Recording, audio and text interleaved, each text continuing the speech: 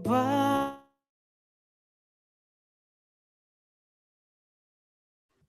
Selamat siang Bapak Ibu Jemaat PDO Kementerian Keuangan. Selamat siang.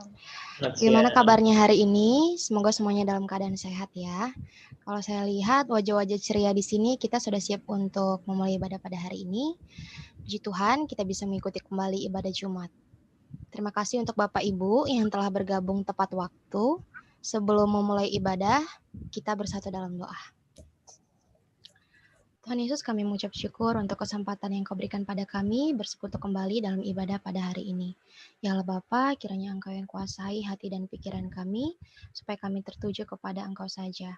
Engkau yang memberikan kami kebijaksanaan Tuhan, supaya kami dapat dengan rendah hati menerima apa yang disampaikan oleh Bang Samuel. Kami juga berdoa untuk Bang Samuel, kiranya beliau dapat memberikan khotbah dengan baik, dan kiranya kami juga bisa menerimanya dengan baik. Terima kasih Bapa, dalam nama Yesus kami berdoa dan mengucap syukur. Amin. Baik Bapak Ibu, tema ibadah kita pada hari ini yaitu Embracing Disappointment, yaitu bagaimana kita menghadapi kekecewaan. Bicara soal kekecewaan, kita akan mengawali ibadah dengan menyanyikan lagu Yesus Kawan yang Sejati, atau dalam bahasa Inggrisnya biasa disebut What a Friend We Have in Jesus. Lagu ini udah sering kita dengar ya Bapak Ibu, namun sebelumnya saya mau cerita sedikit tentang latar belakang penulisan lagu ini. Penulis lagu ini bernama Joseph Scriven, lahir tahun 1819 di Irlandia. Dia lulus dari universitas, kemudian berencana menikah dengan tunangannya. Sayangnya menjelang hari pernikahan mereka tiba, tunangannya meninggal karena terjatuh dari kuda. Jadi tunangannya ini terjatuh waktu menyeberangi jembatan dan Scriven cuma bisa menyaksikannya dengan putus asa dari seberangnya. Bapak Ibu, Scriven menghadapi duka citanya dengan pindah ke Kanada dari Irlandia. Scriven mengabdi pada orang-orang susah di area dia tinggal, kepada para janda dan kepada orang-orang sakit. Nggak jarang ia bekerja tapi nggak minta bayaran. Di tempat tinggalnya yang baru, Scriven bertemu dan jatuh cinta lagi nih dengan seorang gadis bernama Elisa. Mereka berencana untuk menikah. Sayangnya, sebelum hari pernikahan mereka tiba, Elisa meninggal karena pneumonia. Suatu hari, Scriven mendengar bahwa ibunya yang ada di Irlandia jatuh sakit dan ia tak bisa menjenguk ibunya, sehingga Scriven menulis puisi What a Friend We Have in Jesus untuk menghibur ibunya yang sedang sakit. Puisi inilah yang kemudian digubah oleh Charles Converse menjadi lagu yang kita kenal saat ini. Bapak Ibu, lirik lagu ini diciptakan oleh seorang yang mengalami kekecewaan bertubi-tubi dalam hidupnya dan bersaksi bahwa Yesus adalah kawan yang sejati. Demikian sedikit latar belakang dari lagu ini, mari kita nyanyikan bersama.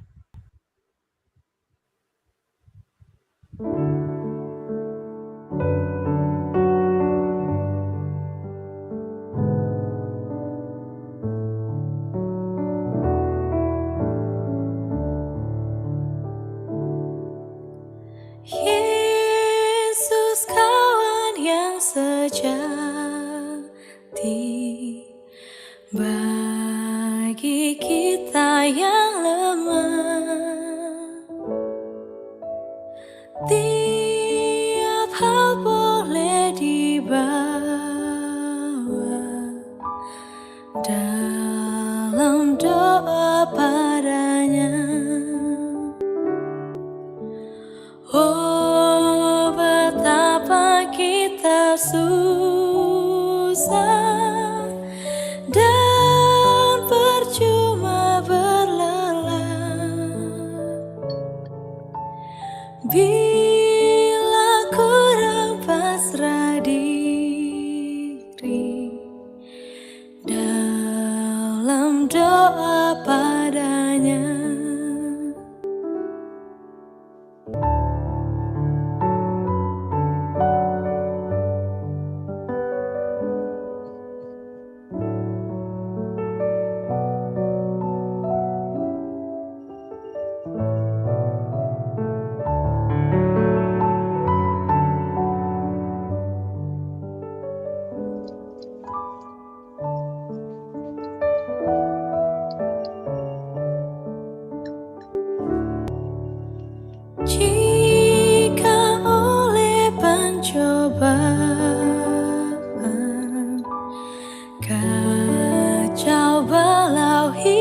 hidupmu.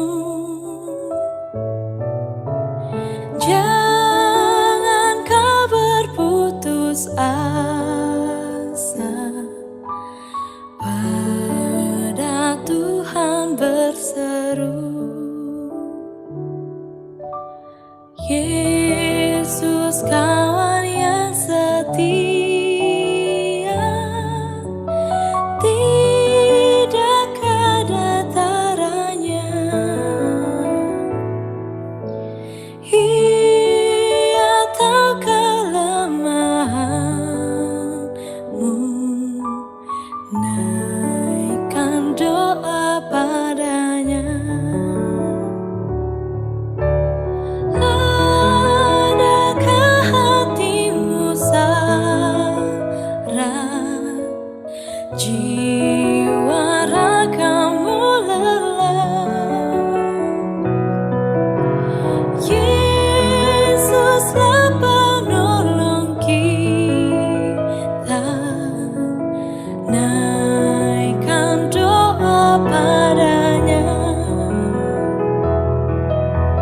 Biar kawan lain menghilang, Yesus kawan yang bakal. Ia mau menghibur kita atas doa padanya.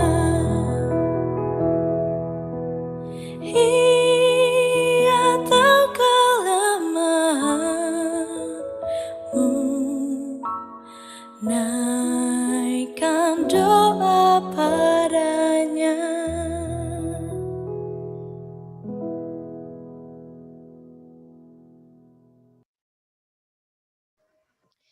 Bapak Ibu jemaat terkasih, dalam kehidupan ini kita pasti berusaha ya sekuat mungkin untuk mencapai apa yang kita mau atau apa yang kita inginkan. Tapi sekuat apapun, sebesar apapun usaha kita untuk mencoba, nggak semua hal yang kita inginkan ini bisa tercapai.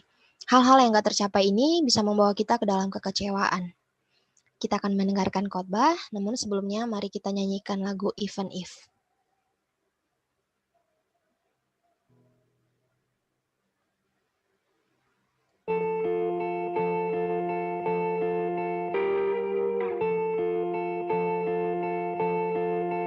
They say sometimes you win some, sometimes you lose some. And right now I'm losing bad. I've stood on this stage night after night, reminding the broken it'll be alright. But right now, oh, right now I just can't. It's easy to sing when there's nothing to bring me down. But what will I say when I'm held to the flame like I am right now? I know you're able and I know you can see through the fire with your mighty hand. But even if you don't, my hope is you alone.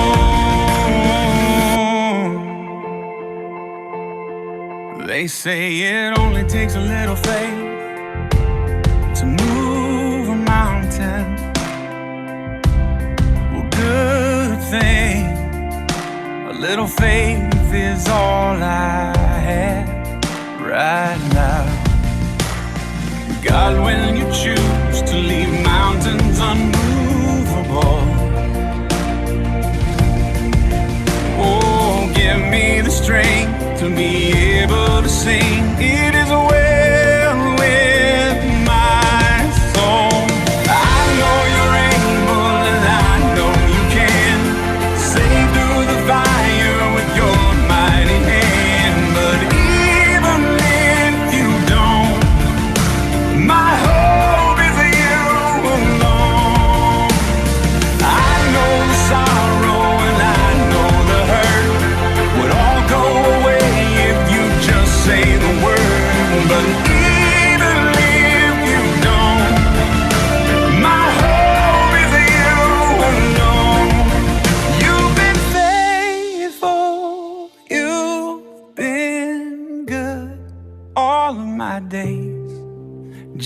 Jesus, I will cling to you.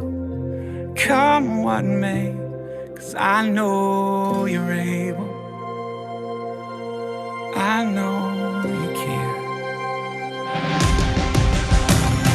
I know you're able, and I know you can. See through the fire with your mighty hand. But even if you don't, my hope is in you alone.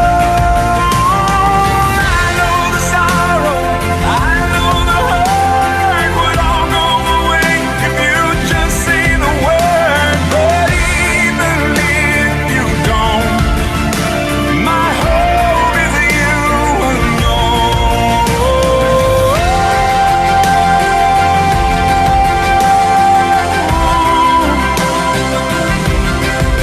hope is in you alone.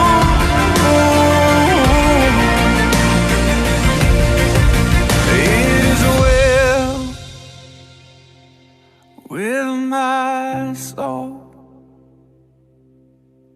It is well, it is well with my soul.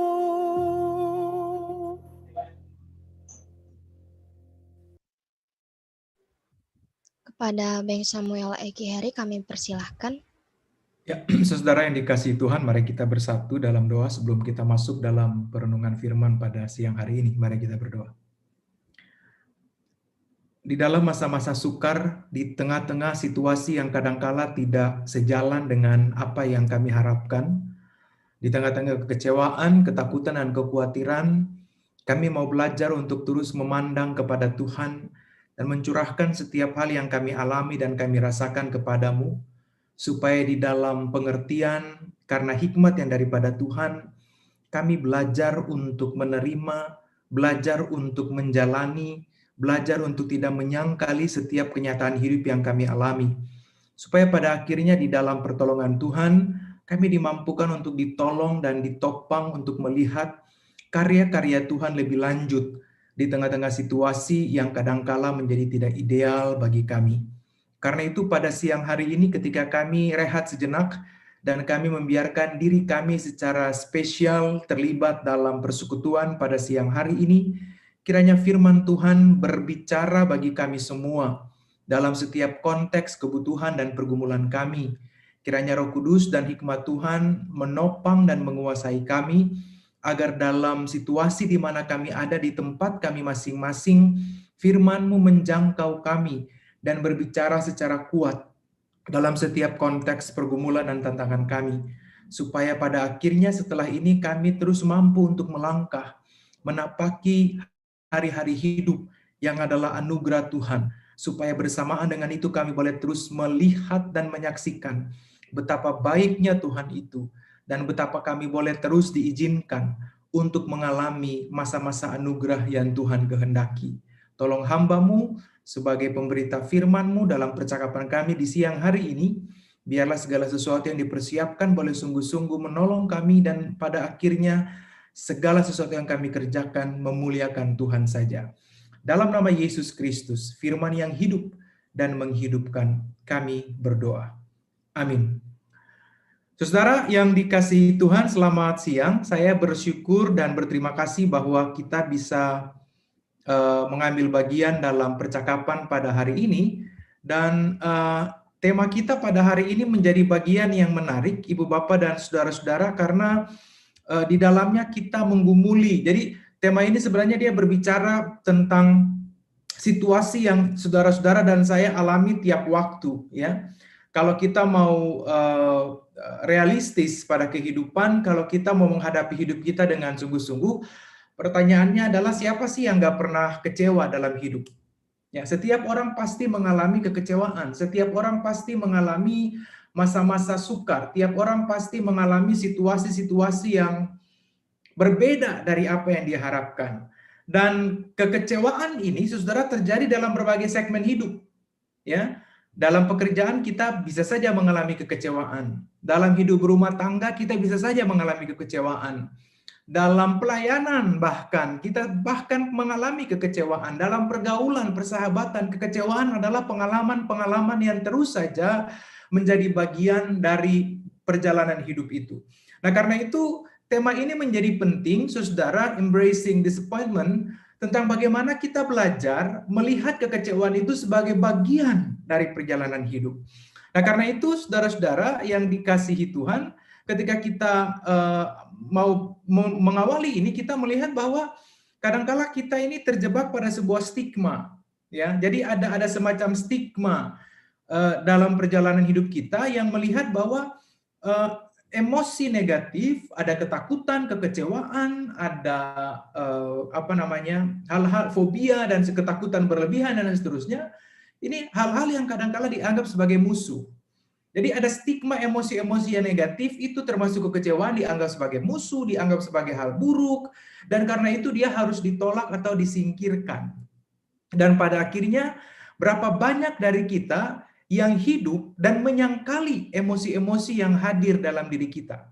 Ketika itu muncul, bahkan ada dalam beberapa latar belakang kultur tertentu, orang mesti terlihat kuat, orang mesti terlihat tegar, orang nggak boleh terlihat lemah. Ini menjadi persoalan. Apa salahnya kalau saudara dan saya terlihat rapuh, karena toh memang kita rapuh. Orang dituntut untuk tetap memperlihatkan senyum, memperlihatkan kuat, memperlihatkan tegar, memperlihatkan bahwa di hidupnya tidak ada masalah, tidak ada apa-apa.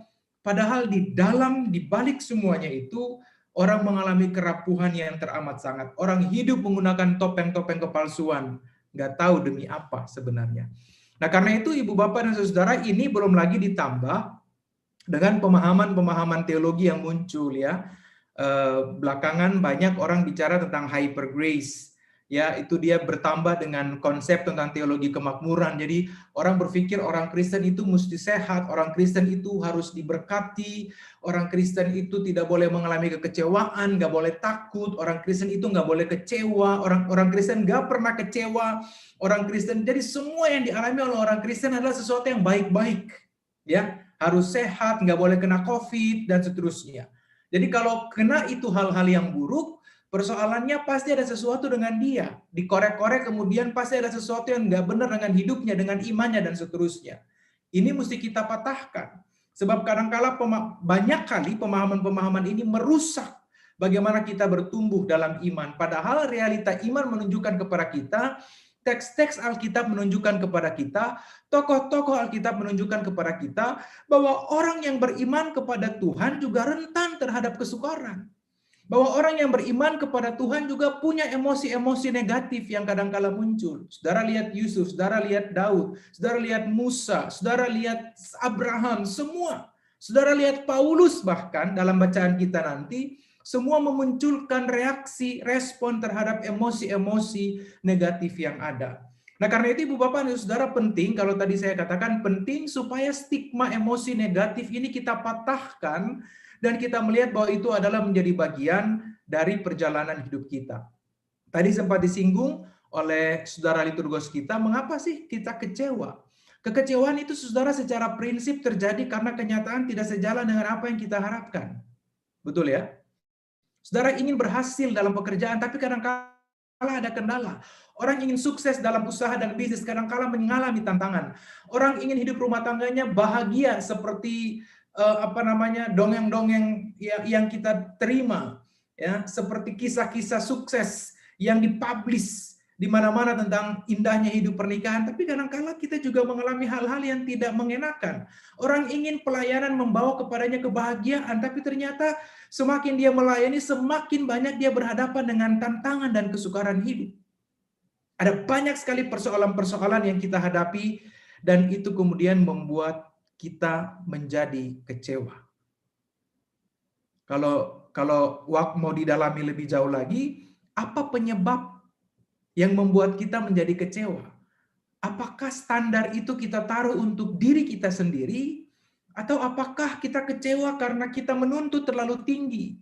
Kita kecewa, bahkan secara teologis, kita kecewa jangan-jangan karena kita lupa berserah dalam segala sesuatu yang kita kerjakan.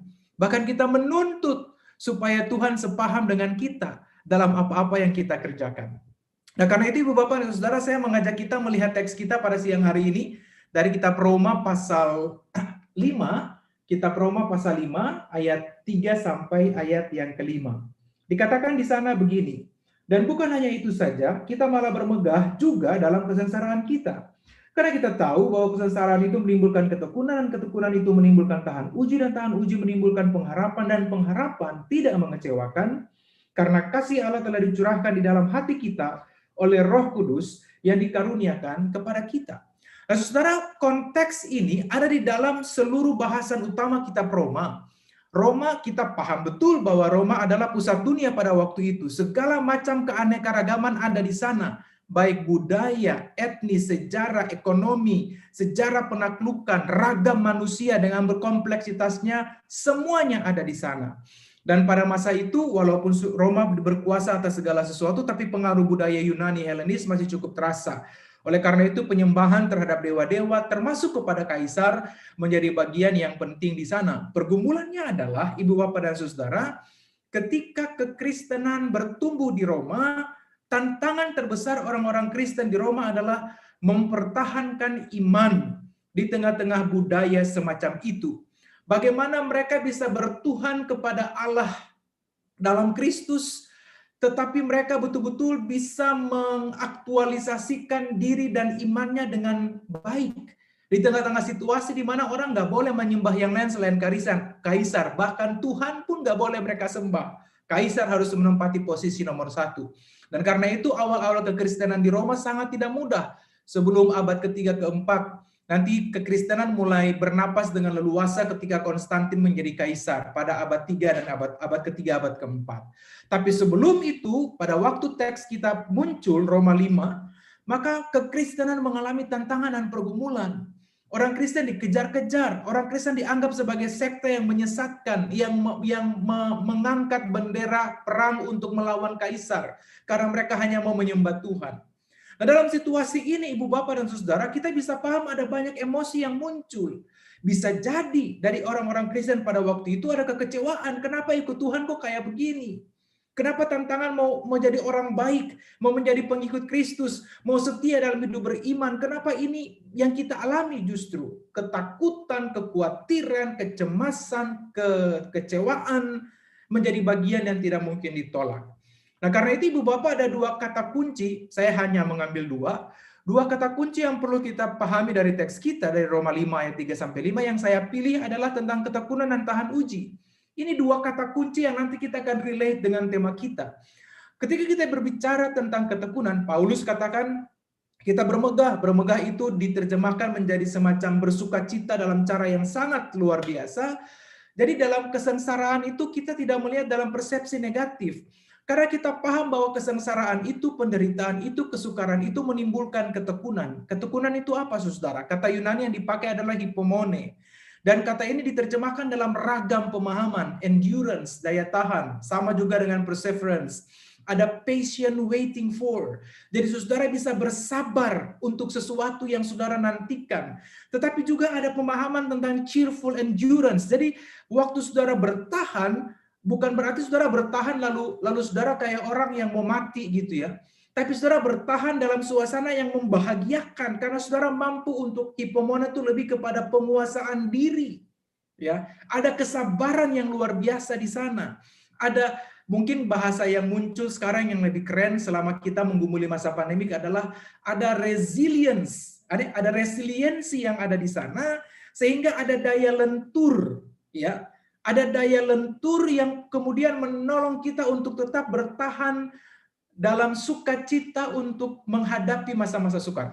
Ini gambarannya seperti saudara pernah lihat pohon, ya, bukan pohon beringin yang besar ya, tapi ada jenis-jenis pohon tertentu yang kalau dia kena angin kencang dia nggak bakal tumbang, ya. Tapi begitu dia kena angin dia akan meliuk mengikuti arah angin, ya. Jadi istilahnya dia akan menari bersama-sama dengan angin. Ya, angin bawa dia kemana dia akan ikut, tapi dia tetap menancap pada akarnya. Dia punya resilience. Dia bertahan dengan cheerful. Dia menikmati setiap badai yang datang menghampiri. Itu kira-kira gambaran tentang ketekunan. Ya, Sehingga pada waktu orang bisa punya daya lentur, resiliensi atau resilience, cheerful endurance, maka orang pada akhirnya belajar menjadi orang-orang yang sabar. Ya, ini hal pertama. Lalu hal yang kedua, ternyata ketekunan itu menimbulkan tahan uji. Nah, menariknya Ibu Bapak dan Saudara, tahan uji dalam teks-teks berbahasa Inggris itu diterjemahkan menjadi karakter, ya, karakter. Jadi tahan uji itu lebih kepada kualitas karakter, ya. Kata Yunaninya dokumen. Itu diterjemahkan juga menjadi sebuah karakter. Jadi tahan uji atau dokumen atau karakter itu dia diterjemahkan dalam ragam pemahaman, develop strength of character. Jadi bagaimana kita mengembangkan kekuatan dari karakter yang kita punya. Jadi karakter itu semakin kita tahan uji. Jadi katakanlah kalau saudara berdoa minta kesabaran, kan kesabaran tuh bukan paket yang turun dari langit terus saudara jadi sabar, kan? Enggak. Coba lihat deh. Begitu saudara berdoa minta sabar, saudara akan dihadapkan pada orang-orang yang mengesalkan, saudara dihadapkan pada orang-orang yang kepo, saudara dihadapkan pada teman-teman yang kerjanya cuma ngeselin aja, saudara diperhadapkan pada bos atau atasan yang kadang-kala bikin kita bergumul. Malah disitulah kesempatan untuk develop strength of our character. Ya, lalu kemudian juga dia diterjemahkan menjadi produce karakter. Dari bagaimana karakter-karakter yang baik itu muncul, ya, dihasilkan dari situasi-situasi yang tadi tahan uji yang tidak mudah tadi. Dia juga berbicara tentang proven karakter, tentang bagaimana karakter-karakter yang telah teruji, karakter-karakter yang telah terbukti mampu menolong orang-orang untuk bertahan tadi, dan pada akhirnya itu menimbulkan pengharapan. Dan dikatakan pengharapan tidak mengecewakan. Mengapa? Mengapa tidak ada kekecewaan dalam pengharapan? Kata Paulus, karena kasih Allah yang telah dicurahkan dalam hati kita dan oleh hati kita oleh Roh Kudus yang telah dikaruniakan kepada kita. Jadi dengan kata lain, teks ini mau mengatakan bahwa di dalam Tuhan, orang yang mengalami Tuhan, orang yang mengenal Tuhan dengan baik, tidak mungkin dikecewakan. Karena Tuhan tidak pernah mengecewakan. Cuman kan kadang-kala orang bilang, kita mengalami ada orang-orang yang kecewa dengan Tuhan. Betul, saudara? Pertanyaannya ketika mereka kecewa dengan Tuhan, Tuhan yang mengecewakan, atau jangan-jangan mereka yang salah paham dengan diri mereka sendiri. Atau jangan-jangan mereka yang salah paham dengan Tuhan. Sehingga kadang-kala ini membuat mereka kecewa. Nah, karena itu saudara, tema kita pada hari ini adalah embracing disappointment. Bagaimana kita belajar untuk merangkul kekecewaan dan hal-hal yang lain yang mendampinginya, ketakutan, kekhawatiran, dan seterusnya. Kita belajar untuk menerima, kita belajar untuk melihat persoalan-persoalan dalam hidup, termasuk kekecewaan sebagai sahabat kehidupan. Jadi semakin saudara tolak, semakin menderita. Betul enggak? Kalau saudara lagi sayang sama seseorang, terus orang itu menyakiti saudara-saudara, lalu saudara mau menyangkal rasa sakit itu, semakin disangkal, semakin sakit. Gitu ya. Orang yang baru putus cinta, makin mau melupakan, makin terluka. Betul, saudara-saudara? Karena memang nggak bisa dilupakan, nggak bisa ditolak. Ya. Pengalaman-pengalaman pahit dalam hidup, kesukaran-kesukaran dalam hidup tidak mungkin bisa ditolak untuk membuat kita pulih, nggak bisa.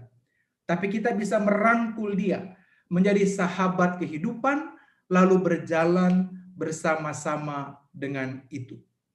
Ya, kekecewaan itu, karena poin kita ada pada kekecewaan, maka kekecewaan itu mesti dirangkul.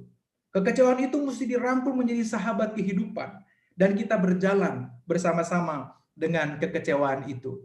Nah, karena itu Ibu Bapak dan Saudara, kalau saya pakai pola percakapan pastoral, ada tokoh namanya Elizabeth Kubler-Ross. Dia seorang psikiatri, dia juga belajar konseling pastoral. Jadi dia punya grafik yang kemudian menunjukkan bahwa titik teratas dalam sebuah proses pemulihan secara mental adalah ketika orang mampu menerima acceptance terhadap persoalan hidup. Jadi grafiknya begitu ya, saudara bisa lihat ya. Ketika orang mulai terjebak pada persoalan, mereka akan menyangkal. Ketika saudara mulai kecewa, saudara akan menyangkal rasa kekecewaan itu. Saudara akan bilang, enggak kok, saya baik-baik aja, saya nggak marah, saya nggak kecewa, padahal lagi mati ini di dalam nih.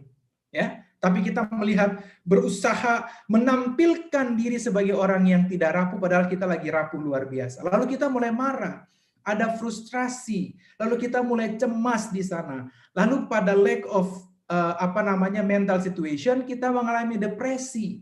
Ya, kita menjadi orang-orang yang tidak tertolong. Kita menjadi orang-orang yang ngambang, ya, orang-orang yang dibawa oleh arus ke sana kemari. Kita sungguh-sungguh depresi. Nah, pada titik ini menurut Kubler-Ross, orang mesti ditolong untuk ditarik, ya. Dan ketika orang ditarik, polanya biasanya akan berulang dan ada bargaining, ada tawar-menawar, dan puncak di atas acceptance adalah titik awal pemulihan. Jadi ketika orang bisa menerima kenyataan, ketika saudara dan saya mampu menerima emosi-emosi negatif yang muncul, ketika kita mampu untuk menerima kenyataan dan mengkonfirmasi buat diri, oke, saya kecewa, oke, saya gagal, baik saya takut, baik saya kesal, saya sedang marah luar biasa, saya gagal. Ketika hal-hal itu saudara terima sebagai sebuah kenyataan, maka itu langkah awal untuk saudara dipulihkan, untuk mampu melaluinya. Paulus ketika dia katakan kita bermegah juga dalam kesengsaraan, itu ajakan supaya mari kita menerima kesengsaraan dan masa-masa sulit itu sebagai bagian dari seluruh perjalanan hidup. Nah, karena itu saudara, hidup itu bukan tentang bagaimana kita mengosongkan badai, ya, atau bagaimana kita menghindari badai, bukan. Tapi hidup itu tentang bagaimana kita belajar untuk bisa menari di dalam hujan. Tentang bagaimana kita bisa, seperti tadi ilustrasi pohon yang saya sampaikan. Pohon itu dia tidak bisa menghindari angin kencang, tapi dia belajar untuk menari di tengah-tengah angin kencang itu. Dia berusaha untuk mengikuti irama. Dia menerima kenyataan itu dengan luar biasa. Nah, tahapan yang berikut, saudara, ketika kita mau belajar tentang bagaimana kita merangkul emosi-emosi negatif, termasuk di dalamnya kekecewaan, adalah pada akhirnya kita melakukan reframing. Ya, biasanya sih kita butuh pertolongan orang lain, ya, pada titik tertentu. Orang kita melakukan reframing untuk melihat kembali hal-hal apa yang sementara kita hadapi. Ini berarti kita memberikan waktu bagi diri sendiri untuk merefleksikan emosi-emosi yang ada. Kita belajar untuk memahami kembali, kita melakukan tracking terhadap pengalaman-pengalaman emosional kita. Kita belajar untuk menghadapi itu dengan begitu luar biasa. Dan pada titik di mana kita belajar untuk memaknai kembali, ada sebuah kerelaan, bahasa teologisnya ada keberserahan. Dan pada titik kita berserah, disitulah letak kekuatan terbesar saudara dan saya. Karena berserah di dalam Tuhan berarti kita percaya sungguh bahwa Tuhan ada untuk mengambil kendali segala sesuatu yang sementara kita gumuli. Kalau saudara dan saya kita belajar dari kisah Yusuf, ini kan pengalaman yang luar biasa, ya. Dia mengalami masa-masa sulit. Dia mengalami situasi-situasi emosi yang luar biasa. Tapi teks itu, teks-teks tentang kisah Yusuf, sampai pada teks terakhir dia berjumpa dengan saudaranya, menunjukkan bahwa Yusuf menerima itu semua. Bahkan dia mampu memaknai kembali pengalaman itu. Dia mengatakan, kalian mereka-rekakan yang buruk, tapi Tuhan mereka-rekakan yang baik. Dari seluruh pengalaman, dia menerima, ya, semua pengalaman-pengalaman buruk itu. Dia memaknai kembali, dia mereframe ulang. Dan dia melihat itu sebagai bagian dari karya Tuhan yang luar biasa dalam perjalanan hidup. Nah, saudara, ini menjadi sesuatu yang menarik. Saya paham bahwa tidak semua orang punya kecakapan ini. Saya mengerti bahwa tidak semua orang punya kemampuan untuk dapat sampai pada tahap-tahap seperti ini. Sebab ada orang yang kalau kecewa, habis dia. Ada orang yang kalau kecewa, betul-betul dunianya runtuh. Tapi mari kita belajar supaya melihat bahwa pengalaman-pengalaman itu akan saudara alami berulang dalam berbagai situasi dan konteks yang berbeda-beda. Karena itu kita perlu belajar untuk bagaimana temanya baik, temanya bagus banget. Kita belajar bagaimana kita merangkul, ya, kita merangkul kekecewaan itu. Dan dalam rangkulan kekecewaan itu kita tahu bahwa kita juga sedang dirangkul oleh tangan Tuhan yang kuat. Kita sedang dirangkul oleh tangan Tuhan yang luar biasa, yang terus berjalan bersama-sama dengan kita. Dan pada akhirnya ketika orang mampu merangkul kekecewaan, ibu bapak dan saudara, apa yang terjadi?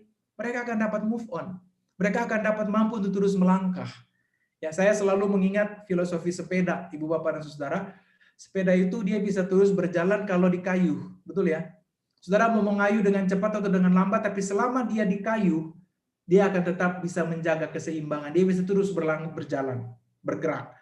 Tapi begitu berhenti, begitu orang tidak lagi mengayuh sepeda, sepeda itu pasti akan jatuh. Dan kita akan jatuh bersama-sama dengan sepeda itu. Jadi poin saya adalah, ketika saudara terjebak pada kekecewaan, saudara yang memilih. Saudara mau ambruk, atau saudara mau terus melangkah. Kalau saudara ambruk, berhenti pada satu titik kekecewaan, maka seperti filosofi sepeda, saudara pasti akan hancur. Ya, semua mempersalahkan diri, mempersalahkan situasi, mempersalahkan orang lain, mempersalahkan Tuhan dan seterusnya. Padahal persoalannya adalah kita nggak mampu untuk acceptance.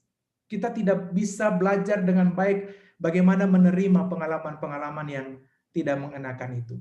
Nah, saudara, ini buku yang saya baca beberapa waktu terakhir, bagus sekali, dari seorang teolog terkenal namanya Serena Jones. Belakangan dia mengeluarkan buku yang banyak berbicara tentang grace, tentang anugerah. Salah satu yang saya dalami atau yang saya gumuli adalah trauma and grace. Menariknya bahwa perasaan kekecewaan itu bisa menjadi sebuah trauma. Ya, perasaan-perasaan negatif itu bisa menjadi trauma dalam perjalanan hidup. Nah, Jones mengatakan bahwa sederhananya begini, dalam setiap trauma, ibu bapak dan saudara, dalam setiap trauma itu ada anugerah yang Tuhan titipkan. Ya, jadi tugas kita adalah mengambil anugerah itu dari dalam trauma itu, supaya pada akhirnya trauma itu tidak berakhir dengan depresi, tidak berakhir dengan menyalahkan, ya, blaming, supaya trauma itu tidak berakhir dengan kesakitan dan penderitaan. Tapi kalau kita berhasil mengambil kita berhasil mengambil anugerah dari dalam trauma, maka yang terjadi adalah trauma itu berakhir dengan kebersyukuran. Trauma itu dapat kita lewati dalam rasa terima kasih pada Tuhan bahwa kita dimampukan untuk melewati masa-masa sukar yang menguatkan. Saya jadi mengingat kisah Nelson Mandela ketika dia diangkat dilantik menjadi presiden. Dia mengundang khusus sipir penjara yang dulu dia ditahan sebagai tahanan politik. Waktu dalam penjara, sipir ini memperlakukan Mandela seperti binatang. Ya, Mandela digantung terbalik, kepala di bawah, kaki di atas, lalu dikencingi kepalanya sama sipir penjara. Begitu dia jadi presiden, dia undang khusus sang sipir. Sipir ini mau mati rasanya, ya, karena dia tahu bahwa ini celaka di hidupnya. Dia ngencingin kepala presiden dulu. Dia mengencingi orang yang sekarang jadi presiden, yaitu Nelson Mandela. Tapi menarik, begitu sang sipir masuk dengan ketakutan, dengan pucat pasi, ya, Mandela lalu memeluk dan merangkul sang sipir. Lalu Mandela mengatakan terima kasih karena pengalaman-pengalaman bersamamu di dalam penjara memberikan kekuatan tersendiri untuk saya sampai pada hari ini. Ini contoh bahwa Mandela mampu untuk mengambil anugerah dari dalam trauma. Saudara bayangkan kalau dia masih trauma, dia penjarain tuh satu-satu yang dulu bikin susah dia. Tapi karena dia mampu mengambil anugerah dari dalam trauma, maka anugerah itu menolong dia untuk terus melangkah di dalam kebaikan, dalam pertolongan, dan dalam semua hal-hal yang baik. Dan pada akhirnya orang yang mampu mengambil mengambil anugerah yang Tuhan titipkan di dalam trauma, mereka menjadi orang-orang yang tahan uji, sebagaimana teks kita. Mereka menjadi orang-orang yang kemudian punya resiliensi tadi. Orang-orang yang punya kemampuan untuk bertahan. Ya, bukan sembarangan bertahan, tapi bertahan dengan sukacita di tengah-tengah situasi-situasi sulit. Kuncinya satu, merangkul. Kuncinya satu, menerima kenyataan-kenyataan itu dan terus belajar melihat bahwa mesti ada anugerah, mesti ada rahmat Tuhan di tengah-tengah situasi yang tidak ideal bagi perjalanan hidup kita. Nah, karena itu Ibu Bapak dan Saudara yang dikasihi di dalam Tuhan, saya mau bilang begini pada akhirnya bagi kita bahwa saat emosi-emosi negatif hadir, maka mari kita belajar untuk menerima itu. Kita belajar untuk mengakui semua pengalaman-pengalaman yang menyakitkan, hal-hal yang negatif yang kita alami, yang kita rasakan. Mari kita belajar untuk mereframe ulang memberikan label terhadap emosi-emosi yang ada, supaya kita bisa mengenalnya, kita bisa memaknainya kembali, supaya pada akhirnya kita bisa move on dan melanjutkan hidup. Penerimaan ini memudahkan kita untuk melalui badai emosi negatif, hingga pada akhirnya saudara dan saya mampu menjalani hidup kita dengan sebaik-baiknya dan sebenar-benarnya. Dan pada bagian yang paling utama kita mau meyakini bahwa Tuhan menuntun kita dengan sinyal rahmat saat kita menelusuri kelam pekatnya emosi negatif, kekecewaan, masa-masa sukar yang tidak tertahankan. Tugas kita adalah menyadari lalu menemukan sinyal rahmat yang Tuhan tandai bagi saudara dan saya. Begitu kita dapat mengalaminya, begitu kita dapat menerimanya, begitu kita mempercayainya, pada titik itu saudara dan saya menjadi orang-orang yang berkemenangan. Dan pada akhirnya kita mampu untuk menyusuri kelam pekatnya kekecewaan kita, ketakutan kita, hal-hal yang memporak-porandakan hidup kita. Dan pada akhirnya kita mampu melaluinya bersama-sama dengan Tuhan. Seperti teks kita, pada akhirnya akan ada pengharapan yang muncul. Dan pada akhirnya pengharapan itu membuat kita tidak kecewa lagi. Karena kita tahu semuanya dikerjakan oleh Kristus dalam hikmat tuntunan Roh Allah yang kudus. Nah saudara, boleh jadi saat ini kita yang ada dalam Zoom ini punya pergumulan-pergumulan tertentu. Mungkin kita berusaha menolak pengalaman-pengalaman pahit, parut luka kita. Mungkin kita berusaha untuk menutupi rasa kecewa kita. Kita menguburnya dalam-dalam, tapi itu akan jadi bom waktu yang akan muncul pada situasi kasus kondisi yang lain. Semua file itu akan terbuka. Mengapa? Karena kita belum menyelesaikannya. Saya berharap lewat perenungan kita pada hari ini kita mau belajar untuk merangkul itu semua. Kita mau belajar untuk menerima itu semua. Kita mau belajar untuk tidak menyangkali pengalaman-pengalaman yang kita alami. Rasa kecewa terhadap siapapun, kita mau belajar untuk menerima itu. Dan kita mau melihat bahwa Tuhan hadir. Ya, kita mau belajar menemukan Tuhan dalam setiap kekecewaan, dalam setiap ketakutan, dalam setiap kekhawatiran yang kita hadapi. Pertanyaan reflektif bagi kita adalah, apakah saudara dan saya sadar bahwa ada Tuhan di tengah-tengah setiap kemelut? Apakah saudara dan saya sadar ada Tuhan di tengah-tengah badai emosi yang kita alami?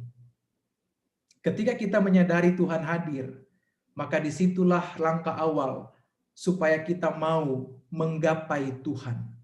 Pada titik di mana kita mampu menggapai Tuhan dalam badai emosi kita, konteks tema kita pada akhirnya bisa terjawab tentang bagaimana pada akhirnya kekecewaan itu kita rangkul dan kita berjalan bersama-sama dengan itu. Sekarang kan saudara dan saya, kita nggak pernah siap menghadapi COVID-19, betul ya? Tidak ada satu manusia pun dan pakar pun yang bisa memprediksi secara presisi tentang situasi ini.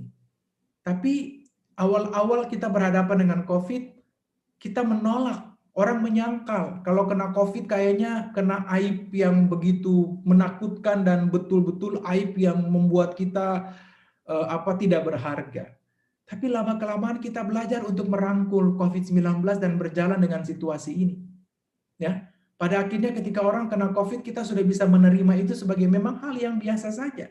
Yang memang persebarannya demikian, dan kalau kita menghadapinya dan kita dapat melaluinya juga. Jadi ini contoh yang menolong kita melihat di depan mata tentang bagaimana pada akhirnya ketika kita belajar merangkul sesuatu, maka kita akan berjalan dengan hal-hal yang buruk itu dengan lebih enak. Karena kalau ditolak juga nggak bakal pergi.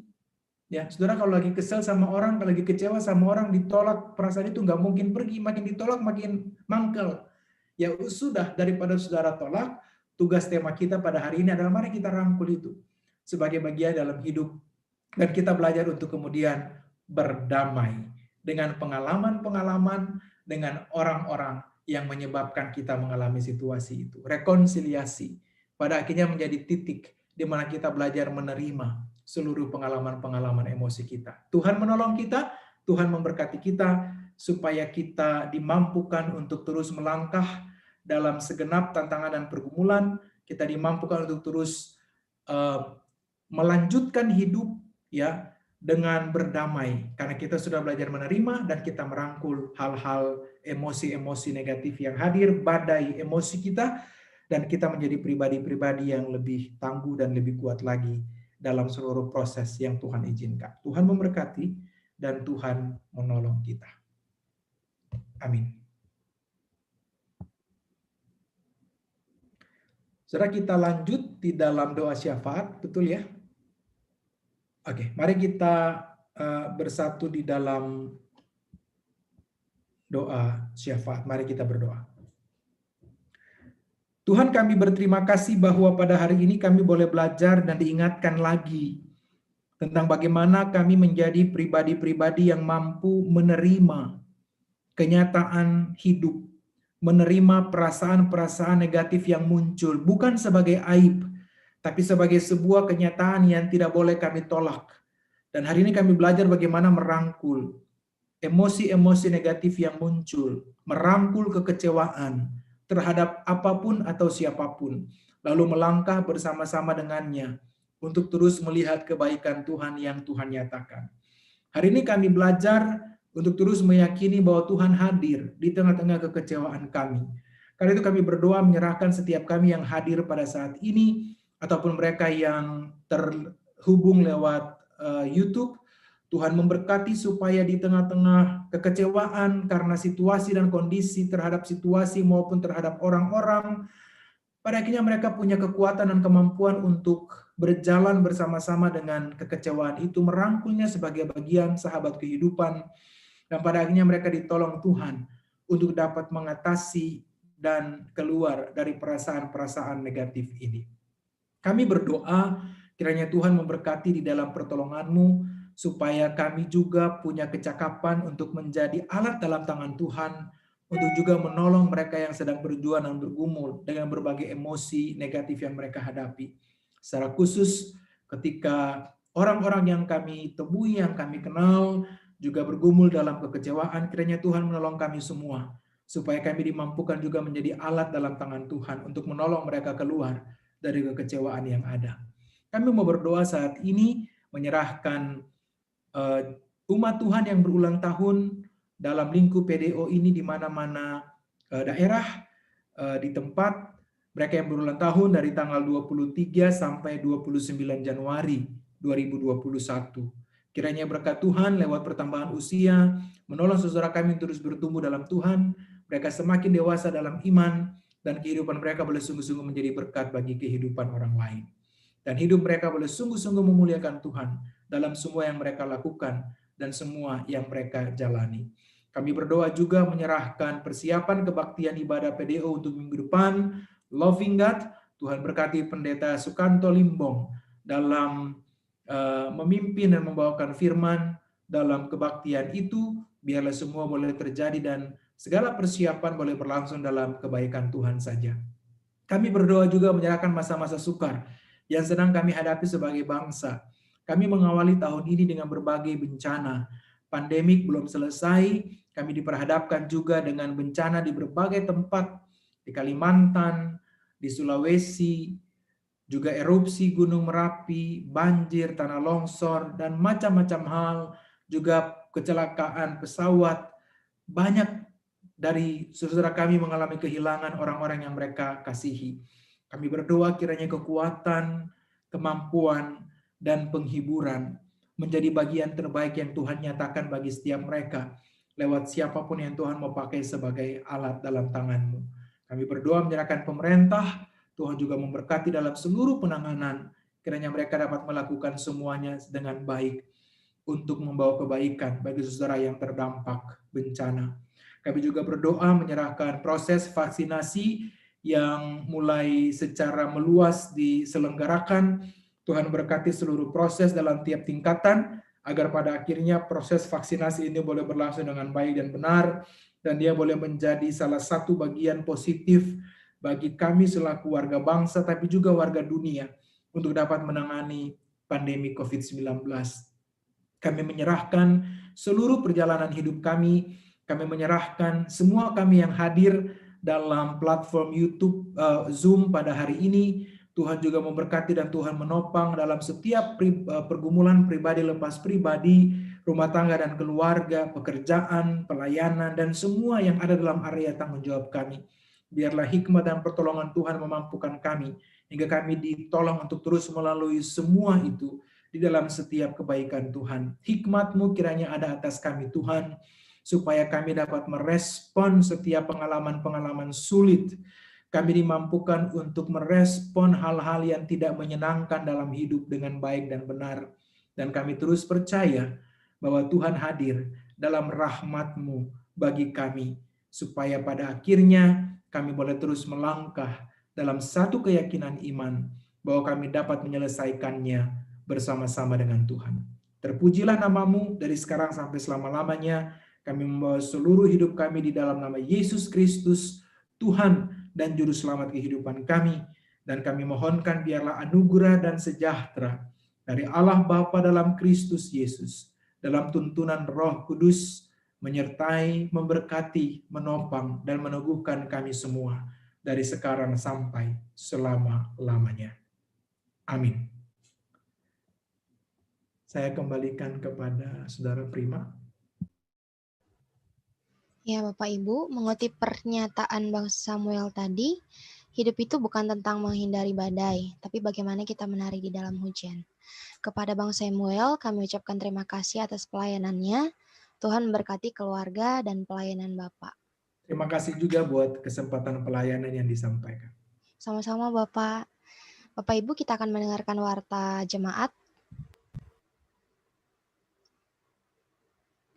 Jumlah persembahan Jumat 22 Januari 2021 adalah sebesar Rp680.000.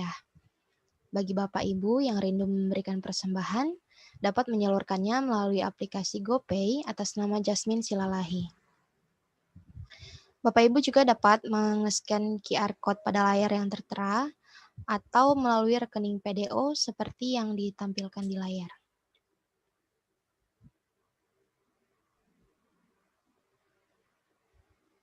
Keluarga besar PDO Kementerian Keuangan mengucapkan terima kasih kepada Bapak Ibu Saudara yang telah setia mendukung pelayanan PDO. Kami mengucapkan selamat ulang tahun kepada Bapak Ibu Saudara-saudari yang berulang tahun dari tanggal 23 Januari sampai 29 Januari. Kepada Bapak Posma Amanda Siagian, kepada Bapak Bernard Irfan Purba, kepada Hendro Cahyo, kepada Jans Manuel Dareno, kepada Nathanael Pradipto Siloam, kepada Ibu Tiarlina Marpaung, dan kepada Bapak Pendik Saputro. Tuhan memberkati keluarga, pekerjaan, dan pelayanan Bapak Ibu.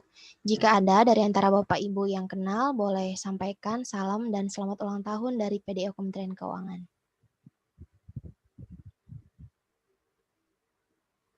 Bagi Bapak Ibu Saudara yang memiliki pergumulan, yang untuk didoakan oleh bidang doa PDO Kemenq dapat menyampaikan pokok doa melalui link yang tampil pada layar.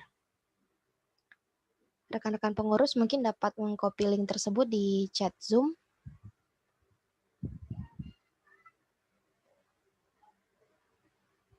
Berikutnya, Bapak Ibu, tema PDO Februari 2021 adalah Endless Love. Ibadah PDO akan kembali hadir pada tanggal 5 Februari dengan tema Loving God. Mengundang Bapak Ibu untuk kembali hadir di ibadah minggu depan. Dan tak lupa juga mengajak saudara-saudari kita sebanyak-banyaknya. Ibadah kita sudah selesai. Bapak Ibu yang ingin bertegur sapa dipersilahkan